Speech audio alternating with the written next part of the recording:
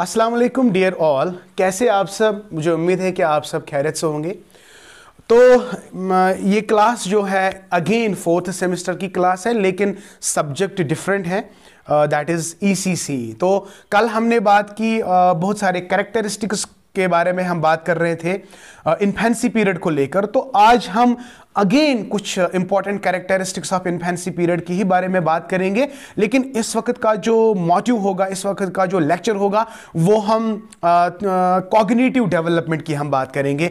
अभी फिलहाल जो कल का लेक्चर था उसमें हमने फिजिकल डेवलपमेंट के बारे में आपको बात की एंड मोटर डेवलपमेंट मैंने आपको वहां पे बताया कि सेंसरी रिफ्लेक्स जो था, रूटिंग था, मोरो था, ग्रास्पिंग था, बेबिनिस्की था।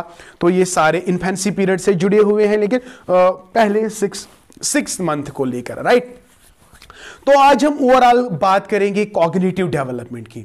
तो जब हम मतलब ये कल जो भी मैंने लेक्चर आपको दिया था और जितने भी पॉइंट्स मैंने आपके साथ शेयर किए थे, वो दोनों मतलब पीरियड्स के लिए था, इन्फेंसी पीरियड के लिए भी और शाबाश अर्ली चाइल्डहुड के पीरियड के रिलेटेड भी मैंने बात की थी। ठीक है ना बच्चा। तो आज हम बात करेंगे कॉग्निटिव डेवलपमेंट, लेकिन वो कॉग्निटिव डेवलपमेंट बच्चे के लिए भी, इन्फेंसी पीरियड के लिए भी और शाबाश अर्ली चाइल्डहुड के लिए भी। तो जितने भी मैं पॉइंट्स बताऊंगा मैं सब कुछ इंक्लूड करूंगा। In fact early childhood care and education तक जो लेक्चर होगा, जो कॉग्निटिव डेवलपमेंट्स होते हैं, उनके बारे में हम बात करेंगे। ठीक है, तो चलते हैं बेटा, स्टार्ट करते हैं cognitive development. Cognitive development, yes, cognitive development.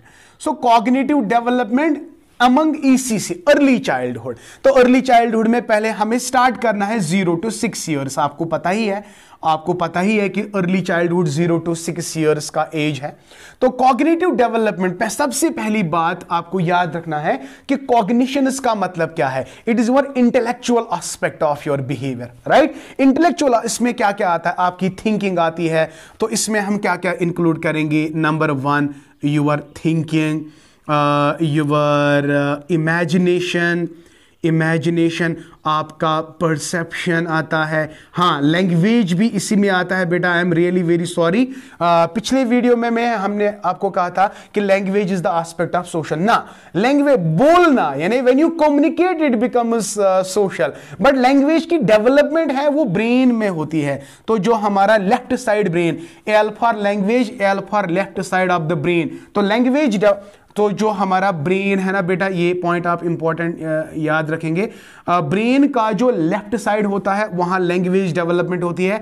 तो क्रिएटिविटी का राइट साइड होता है, क्रिएटिविटी राइट साइड। जो बच्चा क्रिएटिव होता है ना, उसका दिमाग बड़ा डेवलप होता है राइट साइड में। तो लैंग्वेज के लिए डेवलपमेंट लेफ्ट साइड से होती है, इसलिए आप इसको याद रखेंगे। मुझे अभी याद आया तो याद रखेंगे। लैंग्वेज डेवलपमेंट, परसेप्शन, आपकी sensations, problem solving, intelligence, learning, सारी चीजें आते हैं बेटा कॉग्निशंस में। तो when a child is born, क्या कॉग्निटिव डेवलपमेंट जन्म से ही प्रेजेंट होती है? तो यही हम आपको बताने की कोशिश कर रहे हैं। तो कॉग्निटिव डेवलपमेंट के लिए सबसे ज्यादा जो साइकोलॉजिस्ट जिसको माना जाता है, और आपको हमेशा याद रखना है, cognitive psychology, one of the important figure in the psychology, जिसने अपने 3 बच्चों पे स्टडी की है, और उसका नाम है, एक स्विस साइकोलॉजिस्ट था, स्विस साइकोलॉजिस्ट, जिसका नाम था जीन पायाजी। तो पायाजेट लिखते हैं लेकिन प्रोनाउंस करते हैं पायाजी। तो ये जो जीन पायाजी है, one of the important figure in the psychology, जिसका अच्छा खासा कंट्रीब्यूशन है कॉग्निटिव साइकोलॉजी में, कॉग्निटिव डेवलपमेंट। इसने क्या कहा? इसने कहा when a child is born, he is born with some instincts. तो देखिए, कॉग्निटिव डेवलपमेंट हम एक्सप्लेन करेंगे but in terms of Jean Piaget's theory.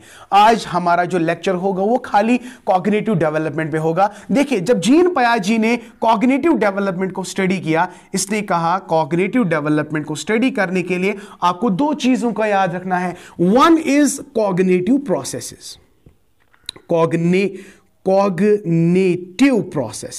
Yes, cognitive processes. Another is cognitive stages, right, another is stages. Yes my dear, तो ये हमेशा बेटा याद रखना। लेकिन जीन पायाजी ने अपनी स्टडी को कन्फाइन किया था एडोलसेंट्स तक।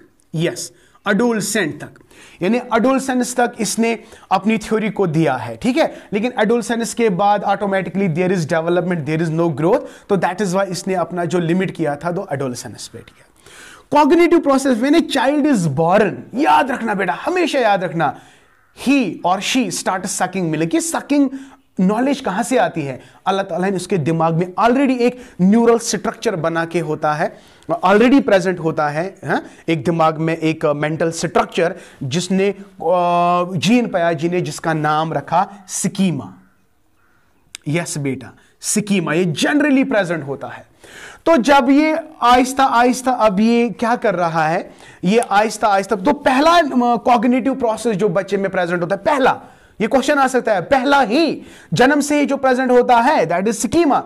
अब ये जो बच्चा है, अब ये एनवायरमेंट से इंटरेक्ट करता है, इट स्टार्ट्स कंस्ट्रक्टिंग नॉलेज, इससे कम्युनिकेट, देख रहा है क्या हो रहा है आसपास में, क्या हो रहा है, सारी चीजें, तो इन चीजों को ये स्कीमा में भर लेता है। तो स्कीमा एक्चुअली बेसिकली रजिस्टर होता है, जिस तरह हम रजिस्टर में स्टूडेंट्स के नाम लिखते हैं, इसी तरह इसने एक चीज को देखा, दिमाग में रखा, दूसरी चीज को देखा, दिमाग में रखा, आहिस्ता आहिस्ता आहिस्ता इस सारी नॉलेज को ग्रैब करता है, ग्रैस्प करता है। किसकी वजह से? इस स्कीमा की वजह से। तो schema basically it helps us to organize the things, जो भी हमारे एनवायरनमेंट में प्रेजेंट होता है। तो ये हमारा न्यूरल स्ट्रक्चर होता है, मेंटल स्ट्रक्चर होता है, which helps us to organize the things. यहां पे मैं डिटेल में नहीं बताऊंगा, चलते हैं बेटा। उसके बाद और एक प्रोसेस होती है दैट इज एसिमिलेशन। एसिमिलेशन का मतलब है आपको ऐड करना है, आपके पास नई नॉलेज आई तो आपने इसको ऐड करना है, किस में? स्कीमा में। तो न्यू नॉलेज को ऐड करना, ओके। अब उसके बाद जो जितनी नॉलेज आप न्यू चली जाएगी, अब इसको आपने अकोमोडेट करना है। तो अकोमोडेट, तो अकोमोडेशन इज अनदर। वो schema is the first, assimilation is the second, and देखिए एसिमिलेशन में क्या करना है, सॉरी नॉट न्यू, जो ऑलरेडी एग्जिस्टिंग नॉलेज है इसको यूज करना। I will give the example. Schema, बच्चे को सकिंग पता है, अब बच्चे को बॉल दो, वो पहले एसिमुलेट करेगा, उसको सक करेगा, क्योंकि उसके दिमाग में खाली एक नॉलेज है दैट इज सकिंग। अब वो बॉल को भी सक करेगा, लेकिन उसे लगेगा कि बॉल अब मेरे मुंह में नहीं आएगी, तो इसको पुश करेगा। तो एक नई नॉलेज उसके, मतलब जब उसने सक किया, इसने कौन सी नॉलेज को मतलब अप्लाई किया? प्रीवियस नॉलेज जो ऑलरेडी एग्जिस्टिंग नॉलेज थी उसको एक्सप्लेन किया, तो इसका एसिमुलेशन। अब ये मुंह में नहीं आया तो उसने इसको धक्का देना शुरू किया। अभी तक उसको धक्का कैसे देना है ये नॉलेज उसको नहीं थी, अभी आ गई। तो नई नॉलेज ऐड हुई कि नहीं हुई? ऐड हुई। इसको ग्रिप करेगा, ग्रिपिंग, पुशिंग, तो अभी इसमें अकोमोडेट में आ जाएगा। तो when there is a complete balance between now assimilation and accommodation, now the child is in a balanced state, it is called equilibration. मुझे यहां पे समझाना क्या है, कल जाके क्वेश्चन आ सकता है कॉग्निटिव प्रोसेस कितने हैं जो जीन पियाजे ने दी है, schema, assimilation, accommodation and equilibration. ये चार चीजें आप याद रखेंगे, SAAE, schema, assimilation, accommodation and equilibration, ये सारी चीजें आपको बेटा याद रखने हैं। ओके, उसके बाद बेटा जो स्टेजेस है, अब सेकंड पे चलते हैं। स्टेजेस जो है, दिस इज वेरी इंपॉर्टेंट जब हम स्टेजेस की बात करते हैं। हाँ बेटा, तो स्टेजेस की अगर हम बात करेंगे, जीन पियाजे ने कहा कि every child has to pass through at least 4 stages. Number 1 is sensory motor stage, और इसका एज देखिए 0 to 2 ईयर है। दिस इज वेरी इंपॉर्टेंट, कल क्वेश्चन आ सकता है। और उसके बाद बेटा pre operational stage, and it lasts for 2 to 7 years. हमें खाली ये 2 स्टेजेस पढ़ने हैं, है ना बेटा, क्योंकि हमारा जो एज स्ट्रक्चर है अर्ली चाइल्डहुड का वो 0 to 6 है, तो वो ये 2 पीरियड्स आएंगे। And after that third one is concrete operational stage, it is 7 to 11 years, and then formal stage it is 11 to 15 years. तो बेटा आपको याद क्या रखना है कि कॉग्निटिव डेवलपमेंट को एक्सप्लेन करने के लिए आपको दो स्टेजेस को जानना बहुत जरूरी है, दो चीजों को जानना बहुत जरूरी है। One is cognitive processes. Cognitive processes में अभी हमने आपको बताया चार चीजें। One is schema, assimilation, accommodation and equilibration. And उसके बाद आपको समझना है स्टेजेस।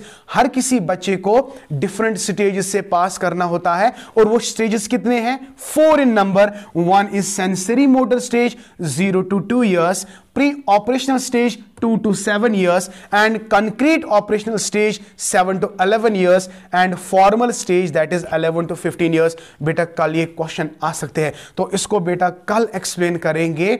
आज हमारे पास उतना ज़्यादा वक्त नहीं है, तो इंशाल्लाह कल इसको हम अच्छी तरह से एक्सप्लेन करेंगे।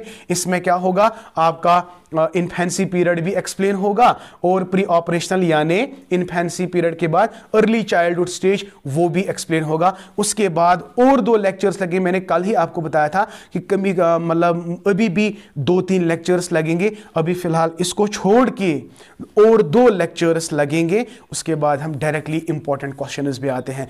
Thank you, may Allah bless you. मुझे उम्मीद है कि आपको मतलब ये पसंद आ गया, तो then please like my video, share my video, and please अभी तक अगर आप लोगों ने सब्सक्राइब नहीं किया है तो please subscribe to my channel. And moreover मैं बार बार आपको कह रहा हूं कि 2nd सेमेस्टर वालों को, 3rd सेमेस्टर वालों को मेरे वीडियोस को ज़्यादा से ज़्यादा शेयर करें, बिकॉज बहुत सारे ऐसे बच्चे कम हैं जिनको मेरी चैनल के बारे में पता अभी नहीं है। Okay my dear, thank you, may Allah bless you and keep always learning.